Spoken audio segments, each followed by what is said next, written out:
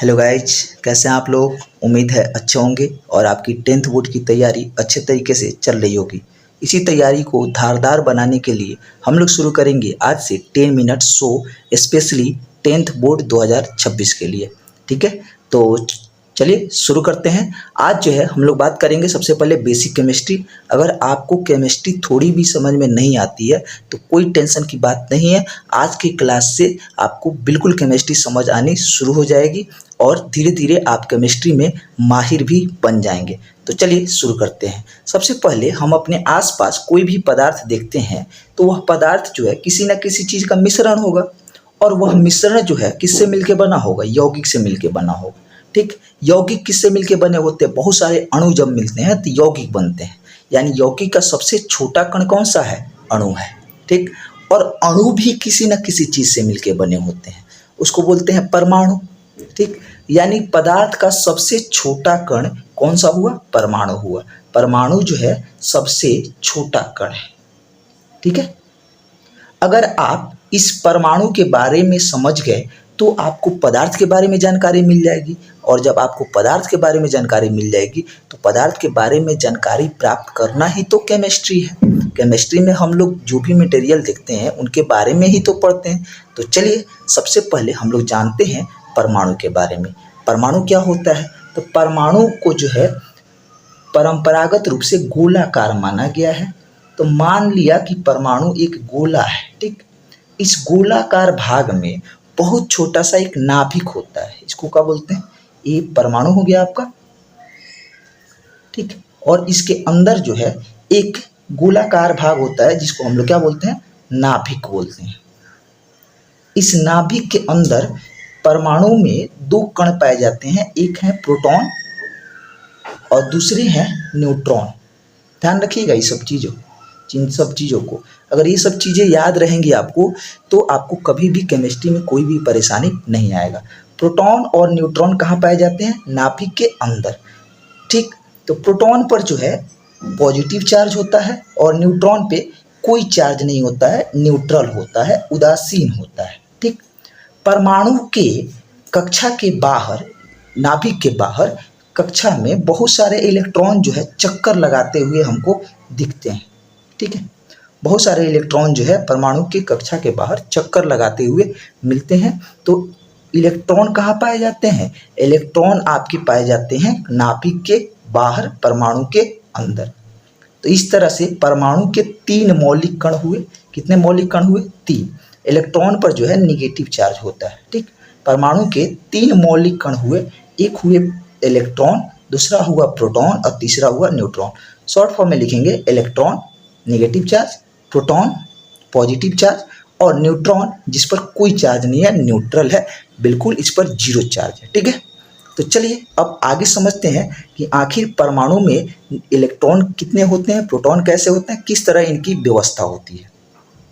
तो दरअसल परमाणु के अंदर जितने प्रोटॉन होते हैं, नंबर ऑफ प्रोटॉन जितने होते हैं, परमाणु के अंदर नंबर ऑफ प्रोटॉन जितने होते हैं उसी को उसकी परमाणु संख्या कहा जाता है। ठीक, किसी भी परमाणु के अंदर जितने सारे प्रोटॉन उपस्थित होते हैं उसी को क्या बोलते हैं, उसकी परमाणु संख्या बोलते हैं।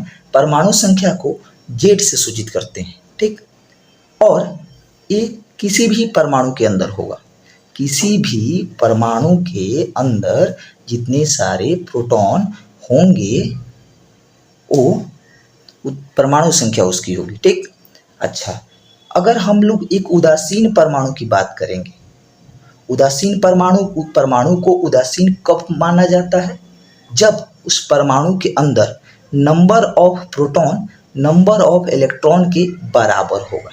ठीक, सामान्य तौर पर एक परमाणु में प्रोटॉन और इलेक्ट्रॉन की संख्या बराबर होती है, इसीलिए परमाणु उदासीन होता है। जब इस परमाणु में से कोई इलेक्ट्रॉन निकाल लिया जाता है या कोई इलेक्ट्रॉन इस पर आ जाता है तो वह आयन बन जाता है। क्या बन जाता है, आयन। इलेक्ट्रॉन के आने अथवा जाने से परमाणु पर आवेश आ जाता है परमाणु पर आवेश आ जाता है, जिसे क्या कहते हैं, आयन कहते हैं। ठीक, अब देखिए हम क्यों कह रहे हैं कि इलेक्ट्रॉन ही आएगा या जाएगा। इसलिए कह रहे हैं क्योंकि बाकी जो दो कण हैं, प्रोटॉन और न्यूट्रॉन, ये दोनों आ जा नहीं सकते हैं। क्यों? क्योंकि ये नाभिक के अंदर पाए जाते हैं, और जो नाभिक के अंदर पाया जाता है, नाभिक का आकार बहुत छोटा होता है, नाभिक का टूटना भी बहुत मुश्किल होता है, नाभिक को तोड़ने के लिए बहुत अधिक ऊर्जा की आवश्यकता होती है। इसलिए प्रोटॉन और न्यूट्रॉन तो कभी बाहर जा ही नहीं सकते हैं। तो कौन बाहर जा सकता है? जो नाभिक के बाहर होगा। बाहर कौन होता है? इलेक्ट्रॉन। इलेक्ट्रॉन पे कौन सा चार्ज होता है? Minus charge. अब एक बात बताइए, किसी उदासीन परमाणु में इलेक्ट्रॉन है तो उसके कारण माइनस चार्ज है, और यही माइनस चार्ज जो है प्रोटॉन के प्लस चार्ज को क्या रखता है? न्यूट्रल रखता है, तब जाके परमाणु उदासीन बनता है। जब यह इलेक्ट्रॉन निकल जाएगा, माने इलेक्ट्रॉन मान लीजिए गया, तो इलेक्ट्रॉन जाने से क्या होगा कि माइनस चार्ज चला गया। अगर माइनस चार्ज किसी में कम हो गया तो वो क्या हो जाएगा? धन आवेशित हो जाएगा। क्यों धन आवेशित हो जाएगा? क्योंकि यही तो ऋण आवेश था जो कि इस धन आवेशित को न्यूट्रल बनाया था। और वही इलेक्ट्रॉन अगर किसी परमाणु पर आ जाता है तो वह क्या हो जाएगा? ऋण आवेशित हो जाएगा। क्यों? क्योंकि यहाँ पर इलेक्ट्रॉनों की संख्या ज़्यादा हो जाएगी, तो यह क्या हो जाएगा? ऋण आवेशित हो जाएगा।